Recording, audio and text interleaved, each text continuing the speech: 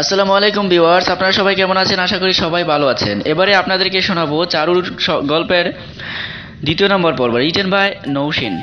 চলুন গল্পটা শুরু করা যাক। গাড়ি এক বিরাট বাড়ির সামনে এসে থামলো। এত বড় বাড়ি, চকচক করছে পুরো বাড়িতে। চারু এক দৃষ্টিতে তাকিয়ে আছে। হঠাৎ আনাফ বলল, কি হলো, নামবেন? চারু হকচকিয়ে যায় এই কথা শুনে। কাপা কাপা কণ্ঠে বলে, জি জি। চারুরা সবাই গাড়ি থেকে নামে। বাড়ির ভিতরে ঢুকে সবাই। চারু যত এগুচ্ছে ততই অবাক হচ্ছে, কত সুন্দর বাড়ি। চারুকে আনাফের রুমে নিয়ে বসানো হলো। চারু পুরো রুমটা দেখে। অনেক বড় রুম, আলাদা বারান্দাও আছে। বারান্দাটা চারুর অনেক পছন্দ হয়েছে। চারু কি করবে কিছুই ভেবে পাচ্ছে না, অনেক আনইজি ফিল হচ্ছে। চারু চারু নিজের নাম শুনতেই পিছনে ফিরে তাকায়, দেখে আনাফের মা ডাকছে। চারু কাপা গলায় বলল, জি বলেন। আমি তোমার কি হই? শাশুড়ি। তাহলে আমাকে মা বলে ডাকবে কেমন? আচ্ছা শোনো, এখন থেকে আনাফকে দেখার দায়িত্ব তোমার। ওকে কখনো কষ্ট দিও না। ছোটবেলা থেকেই আমার ছেলেটা একা একা বড় হয়েছে, দেখতে পায় না একা একা থাকতে। আমি তোমাকে বিশ্বাস করি, আমি জানি তুমি আমার বিশ্বাস ভাঙবে না। চারু, আমি আমার যথাসাধ্য চেষ্টা করব। আচ্ছা একটা কথা জিজ্ঞেস করি? শিওর।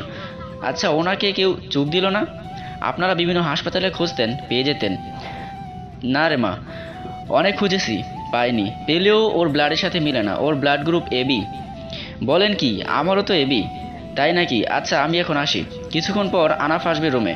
আচ্ছা। এই বলে উনি চলে যান। চারু বসে থাকে একা একা। কিছুক্ষণ পর আনাফ আসে রুমে।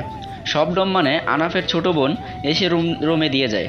আনাফকে খাটে বসে চলে যায় শবনম। আনাফ, তুমি কি জানো আমি দেখতে পাই না? চারু, হ্যাঁ জানি। আনাফ, তাহলে জেনে শুনে কেন বিয়ে করলে? কেন জেনে শুনে নিজের জীবনটা নষ্ট করলে? চারু নিশ্চুপ। আনাফ বলল, আচ্ছা বাদ দাও। আচ্ছা ছাদে যাবে? আজকে আকাশটা অনেক সুন্দর। চারু বলল, আপনি কিভাবে দেখলেন?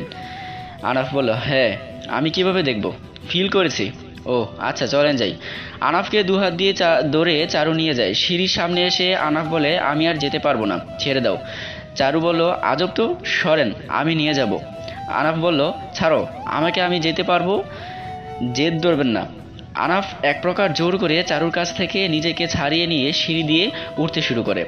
টার্গেট করে 3 থেকে 4 সিঁড়ি উঠতে পারে, আর বাকিগুলো উঠতে নিলেই পা পিছলিয়ে পড়ে যায়। চারু দৌড়ে আসে। দেখলেন তো, পড়ে গেলেন, বলছিলাম না ভালো কথা কানে যায় না। না এখন মাকে আমি কি বলবো? আনাফ বলল, আগে তো আমাকে তোলো। চারু অনেক কষ্টে টেনে আনাফকে মাটি থেকে তুললো, এরপর নিচে চলে যায়, রুমে নিয়ে আসে। চারু, আরে আপনার পা তো মচকে গেছে, খুব ভালো হয়েছে না? পারলাম না ছাদে যাইতে, বজ্জাত কোথাকার। জোরে শব্দ করে হেসে দিল আনাফ। চারু রাগ সপ্তম আকাশে আনাফের হাসি দেখে রাগে গজগজ করে আনাফকে বলে, খুব হাসি পাচ্ছে না, সরেন আমি ঘুমাবো। ইস, তোমার মুখের হাসিটা যদি দেখতে পারতাম। আনাফের মুখে এমন কথা শুনে চারুর রাগান্বিত মুখে নিমিষেই ফ্যাকাশে হয়ে যায়। চারু আর কিছু না বলে আনাফকে ঘুমিয়ে যেতে বলে। আনাফও ঘুমানোর প্রস্তুতি নেয়। চারু ওয়াশরুমে ঢুকে ফ্রেশ হতে। চারু, দূর ছাই, কারো বাথরুম এত বড় হয় নাকি? মনে হচ্ছে আজ তো একটা হাতি।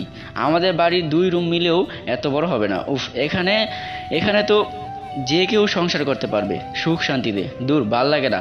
এখানে কি আমি দৌড়াদৌড়ি করব? আল্লাহ তুমি রহম করো, যে এই বাথরুমটা বানাইছে। মনে মনে চারু বলল।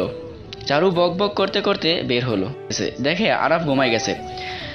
চারুও ঘুমিয়ে পড়বে ভাবে, কিন্তু কই ঘুমাবে সে? চারু, আচ্ছা আমি কি ঘুমাবো? আর কই ঘুমাবো? আমি কি ওনার পাশে গিয়ে ঘুমাবো? না না, আমার তো লজ্জা করে, কোথায় যে ঘুমাই। চারু এদিক ওদিক তাকায়, দেখে পাশে একটা সোফা আছে। এই তো পেয়েছি, এই সোফায় ঘুমাবো।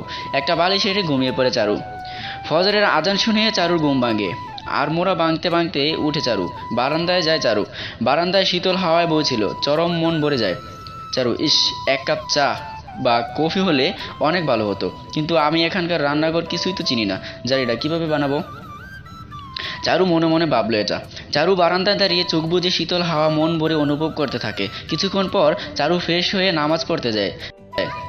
নিজের নামাজ পড়া শেষে আনাফকে ডাকতে যায়। আনাফের ঘুমন্ত শান্তশিষ্ট চেহারা দেখে আর ডাক দেয় না, ভাবে সকালে উঠে পড়ে নিব।